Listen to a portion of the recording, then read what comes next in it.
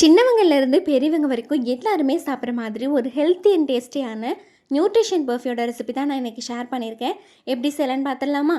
இது செய்கிறதுக்கு 1 கப் அளவு உளுந்து, 10 பாதாம், 3 ஏலக்காய் இதெல்லாம் சேர்த்துட்டு நெய் சேர்க்காம ட்ரை ஃப்ரை பண்ணி எடுத்துக்கோங்க. இது சூடு ஆறுனதுமே ஒரு மிக்சர் ஜாரில் சேர்த்துட்டு இந்த மாதிரி பொடி பண்ணி எடுத்துக்கோங்க. இப்போ பேனில் நெய் சேர்த்துட்டு 1 கப் அளவுக்கு நாட்டு சர்க்கரை இல்லைன்னா வெல்லம் சேர்த்துக்கோங்க. வெல்லம் சேர்த்திங்கன்னா வடிகட்டிக்கோங்க.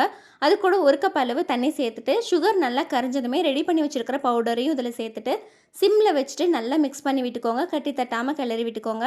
இப்போ அதே கப்பில் 1 கப் அளவு பால் சேர்த்துட்டு நல்லா குக் பண்ணிக்கோங்க. உளுந்து நல்லா குக் ஆனதுமே கொஞ்சம் போல் நெய் சேர்த்துட்டு நல்லா கிளறி விட்டிங்கன்னா ஃபைனலாக இந்த கன்சிஸ்டன்சி வந்துடும்.